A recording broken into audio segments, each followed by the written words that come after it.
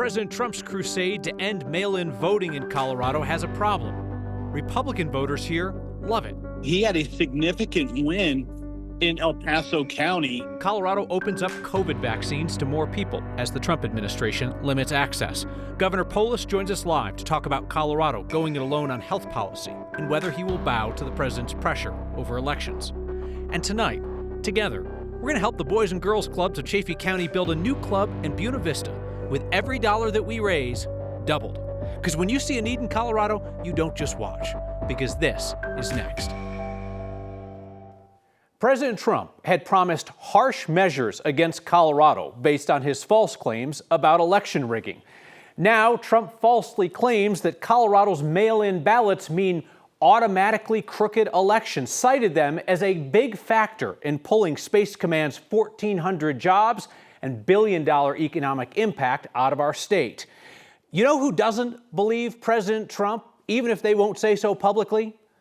Republican voters in Colorado, who overwhelmingly choose to vote by mail instead of in person. And the Republican officials they elect here, who certainly don't think that their elections were rigged. Our Marshall Zellinger looks at how Trump's big lie is creating big consequences for Colorado. Donald Trump lost Colorado, but he won here in El Paso County, where 90% of registered Republicans voted in November, and 9 out of 10 used a mail-in ballot. I vote mail-in ballot. Not only is Steve Schleicher a user of mail-in ballots, he's a beneficiary as the elected Republican El Paso County clerk and recorder. And that's where most of the votes come in, is through the 24/7 secure ballot boxes. El Paso County is also home to Space Command, or was home to Space Command. President Trump announced it will move to Alabama because of how Colorado conducts elections. So he had a significant win in El Paso County with the, basically the current voting system in the state of Colorado. Mail-in ballots also helped Republican Congresswoman Lauren Boebert and Republican Congressmen Jeff Crank, Jeff Hurd, and Gabe Evans. Oh, and it helped Schleicher get elected clerk and recorder. It is not the clerk and recorders that conduct the election. It is our bipartisan teams of judges. These are Republicans. These are Democrats. These are unaffiliated individuals within our communities that are either our friends, our neighbors, our family members, who are sitting here basically standing up and saying, hey, our elections are correct. There is no fraud. Trump's opposition to mail-in balloting is not supported by most voters in Colorado. In November, 3 million votes were cast by mail-in ballots. That's 92% of all ballots turned in. When you add up all the voters statewide, 9 out of 10 Republican voters turned in their mail ballots. Only Denver, Lake, Los Animas, Moffett, Pitkin, Summit, and Teller counties saw just more than 10% of Republicans vote in person. So they actually invest the time. But when you're sitting here making a major decision in regards to moving a military headquarters out of Colorado Springs due to elections, it's like a slap in the face to many of the election judges. There's actually a U-Haul station right next to Space Command.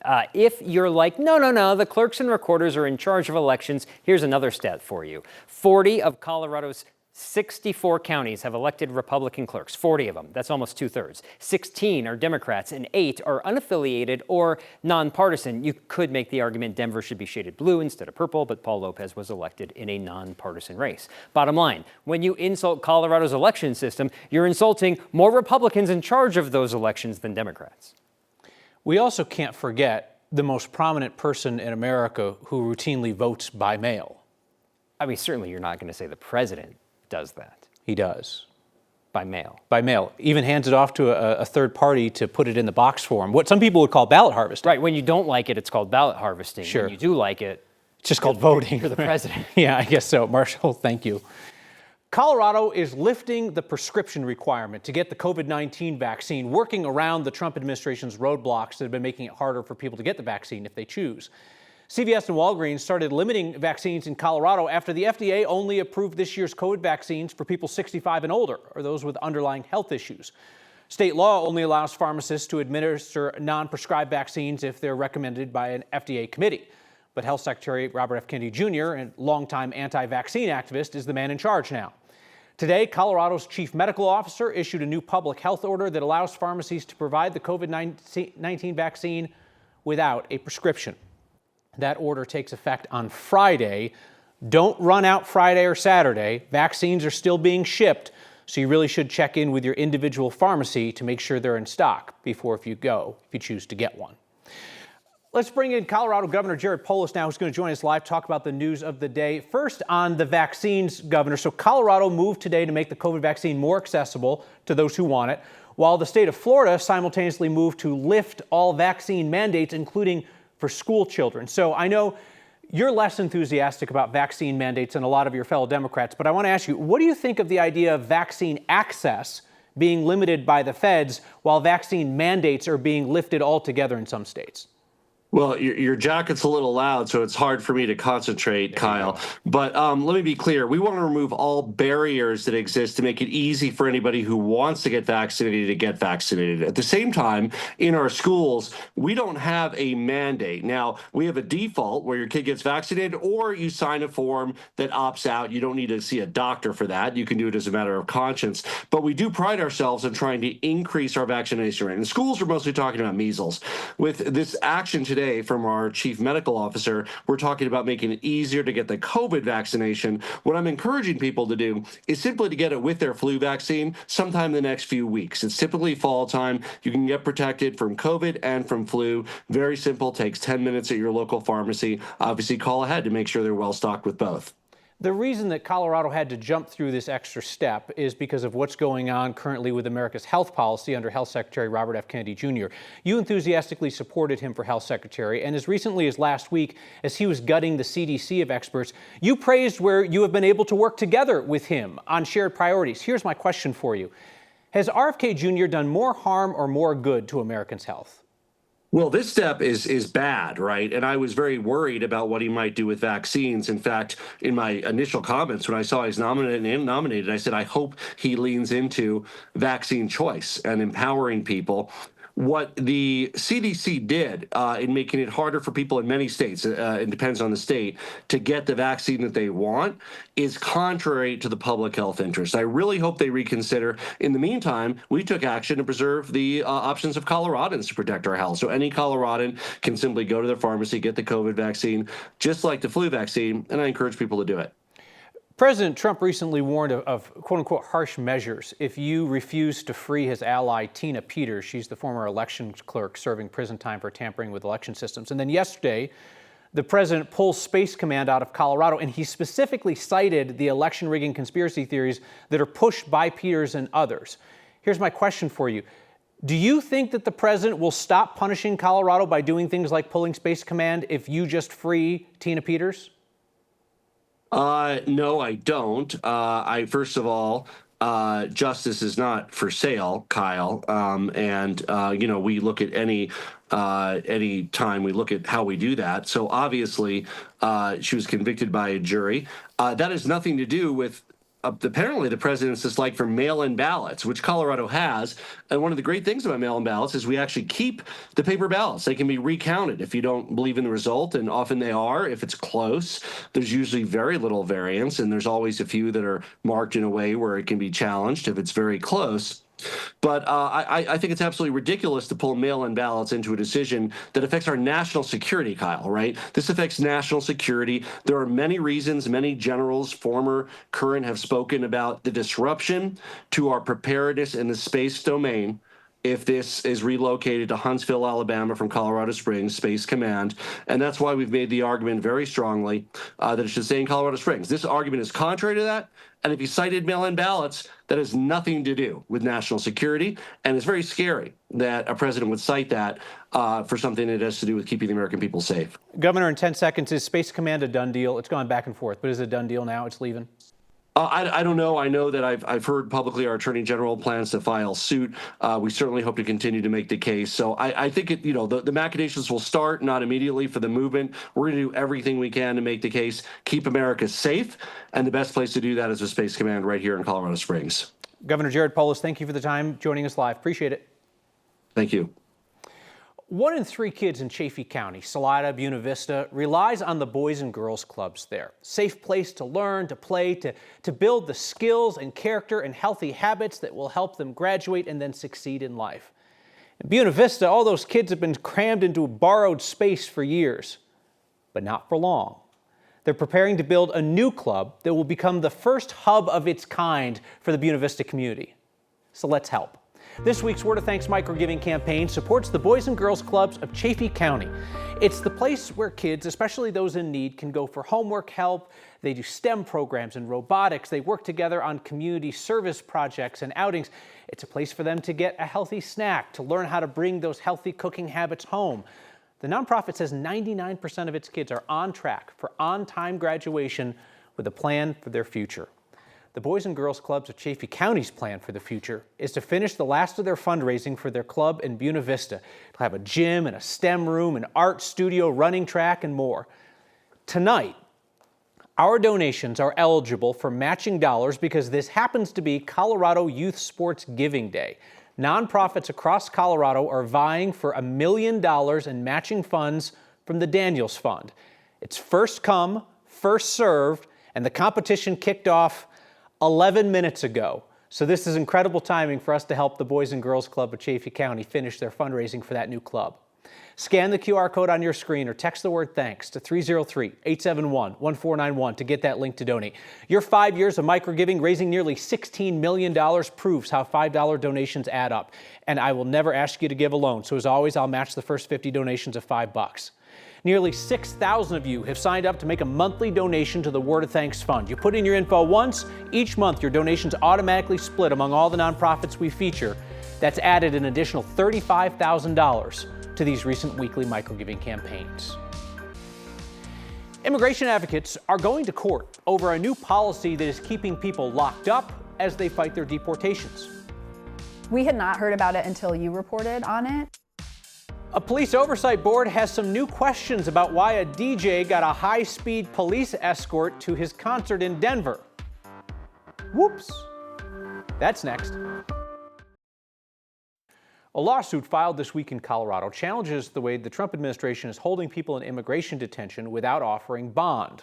Lawyers behind the lawsuit told our Angeline McCall they think this violates federal law, and they say at the very least it's a major turn from what has been happening for the past 30 years. Yeah, Kyle, this is a class action lawsuit, challenges a policy that the Trump administration has enacted. It removes an option for detainees to post bond rather than being held in detention while waiting out their case if they entered the United States without authorization. The lawsuit talks about one plaintiff, but represents an entire group of people who have been held without the option of bond. Now, for the past 3 decades, as you mentioned, an immigration judge has been able to decide who can receive bond. This new policy denies it for anyone who crossed the border without permission, despite how many years they've been here, other circumstances like if they own a business, if they have U.S.-born children, or if they have no criminal history. The attorneys behind this case say holding people without bond is an effort to balloon the detainee population, considering it takes months or years for cases to play out in the court system. And so this suit is to challenge what we believe is an illegitimate practice that's designed to metastasize the immigration detention system and to sort of balloon the number of people that the Trump administration can detain and coerce into taking deportations, as opposed to being able to legitimately fight their cases and maybe obtain status that they're entitled to under existing immigration law. The lawsuit is not challenging keeping people in ICE detention when they're picked up at the border and then waiting out their case. This is challenging interior enforcement when someone is picked up, for instance, here in Colorado, Kyle. Advocates have fought this elsewhere, Angeline, and won. Yeah, this policy actually started in Tacoma, Washington. Then we saw it here in Aurora. And what they did in Tacoma is they actually litigated this. A judge sided with them, saying that bond should be granted in these cases. So they're hoping for a similar outcome. Angeline McCall, thank you very much. Spring meteorologist Chris Bianchi. I'm no weatherologist. Today was nice. Oh, it was nice and a little different than what it was 64 years ago today when Denver's earliest measurable snow on record fell. 4.2 inches officially falling. And the fascinating part, at least to this nerd in a suit, the temperature did not even drop down to freezing, which meant it was snowing so hard it overcame a very warm ground, earliest Denver snow. on record 64 years ago today. But as Kyle said, a little different than for that today, with temperatures in the 80s, 90s southeast plains, 70s and 80s in the high country. Radar quiet for us. A few showers for us across the southern part of the state. But as we look ahead to that 7-day forecast here, which doesn't appear to want to be popping up here, but there we go. We got it. Those temperatures going to slowly rise after a brief cool down for us on Friday. Showers and storms back in the picture for us this weekend. Denver police aren't answering our questions about why they gave a high-speed escort to a DJ who was late for a concert. The Oversight Board says it's proof DPD needs scrutiny. Next. Denver Police Department's now investigating why an officer gave a high-speed ride to a DJ last month. We showed you last week when the DJ posted video online showing DPD giving him that special escort from the airport to his concert downtown. Our Evan Krugel he's a curious cat, and he just wants to know, so who's allowed to get a high-speed escort from Denver Police? This is the only video we have of a Denver police officer flying down I-70 with a British DJ along for the ride after a member of Gorgon City landed late for a gig at a Denver festival on August 8th. It's the only video we have because the officer didn't have his body camera turned on, the latest in a series of potential policy violations now being investigated by Denver police. It wasn't a criminal pursuit, it was something else, and so it requires a great deal of approval from the department. Julia Richman serves on Denver's Citizen Oversight Board and normally finds out about internal investigations when DPD brings them to her desk. We had not heard about it until you reported on it. That's because DPD never opened an investigation until after our story aired. The department is now refusing to offer any explanation, with a spokesperson saying they made a good faith effort to gather information about this situation, but since an IA investigation was opened not long after that and the process is ongoing, the department must now respectfully decline commenting on the matter. Maybe the officer perceived that they weren't doing anything wrong.